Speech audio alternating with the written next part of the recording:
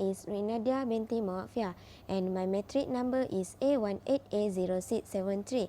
Today, we want to present to all of you about unemployment in Malaysia.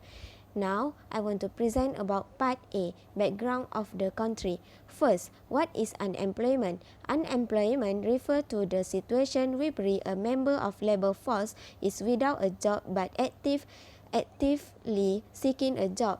Malaysia is a country with a higher unemployment rate among graduates. Demand for unemployment opportunity in Malaysia is increased day by day. This is due to the increased number of graduates in IPTA and IPTS. But the problem is that such offers are usually given the foreign workers such as Indonesia and Bangladesh rather than domestic workers. This development have led to an increase in the labor force. Part B. What is the country economic condition for the past 10 years? If we discuss about economy, government is the main source of reference.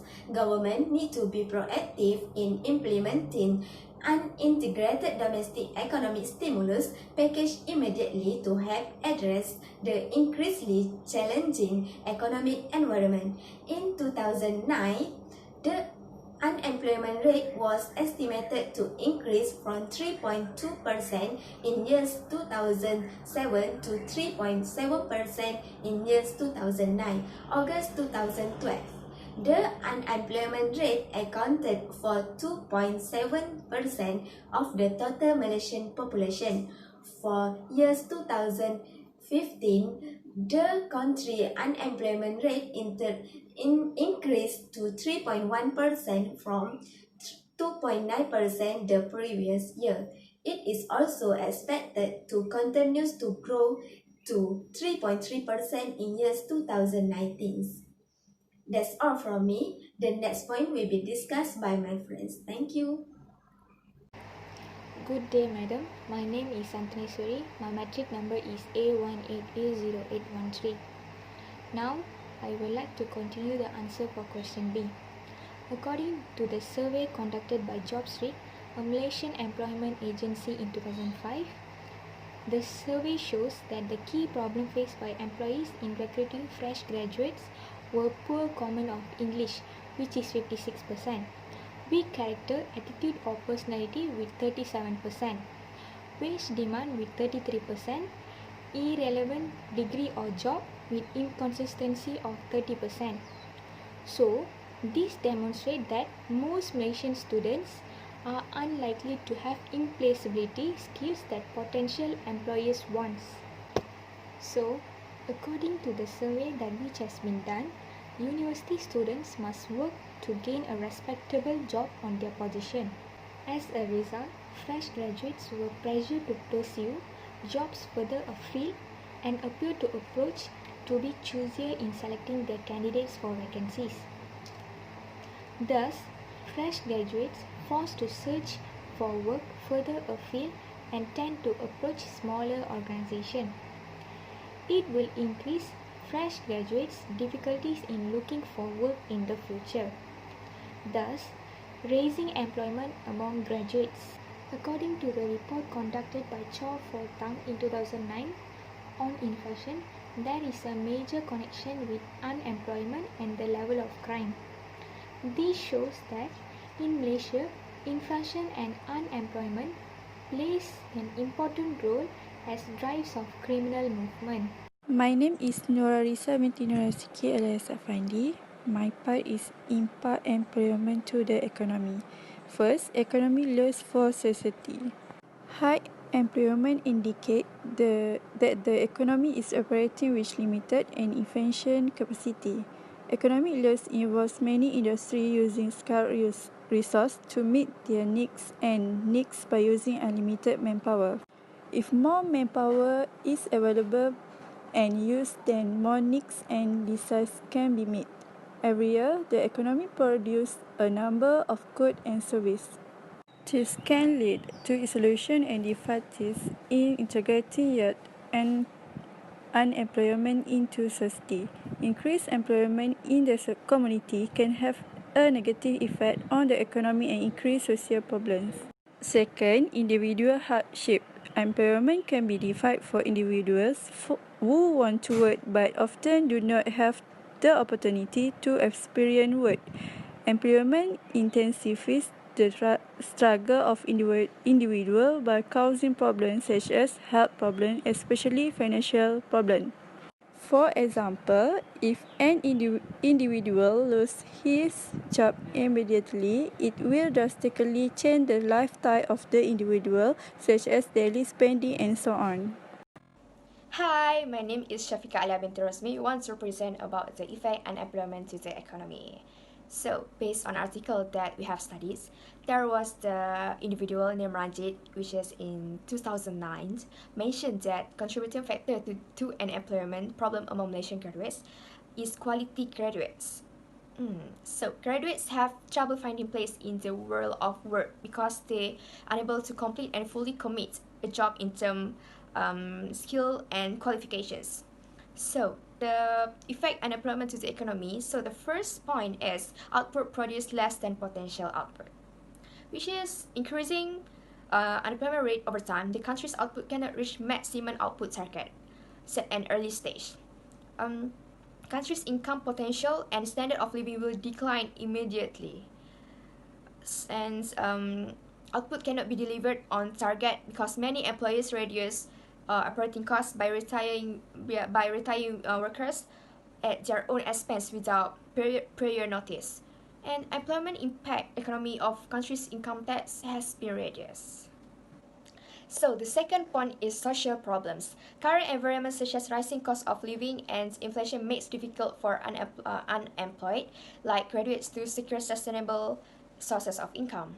And employment causing them to become involved in unprofitable activities such as and bring harm to other innocent communities.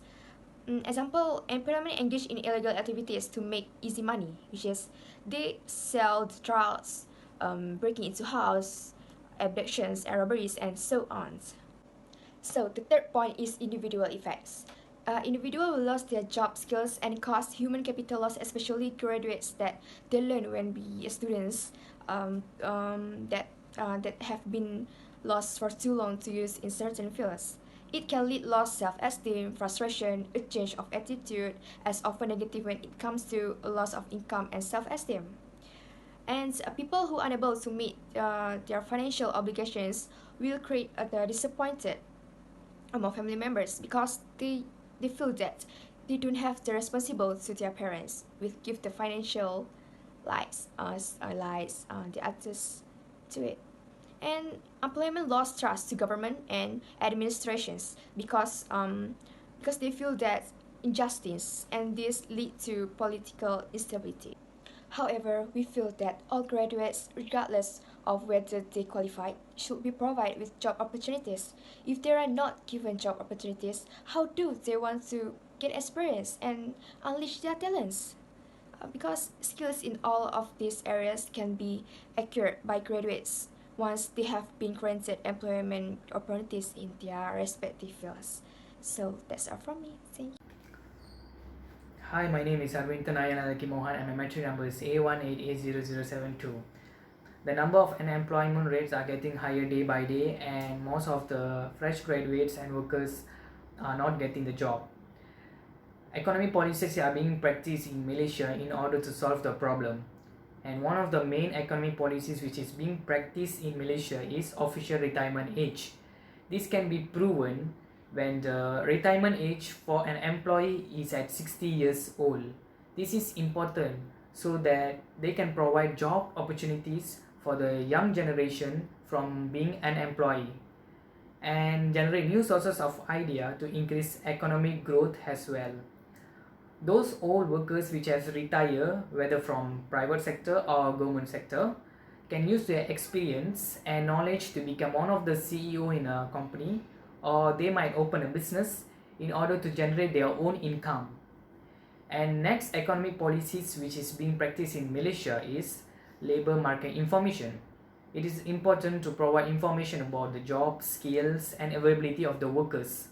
For example, Malaysia has came up with new ideas by creating job street in order for those unemployment to fill details and qualifications. Not only that, ELS, which is also known as Electronic Labor Exchange, link to all labor office to register job seekers and also vacancies. The purpose is to improve of mobilization, human resources, and maintain workforce utilization through systematic, so the job seekers can find the job vacancies very easily.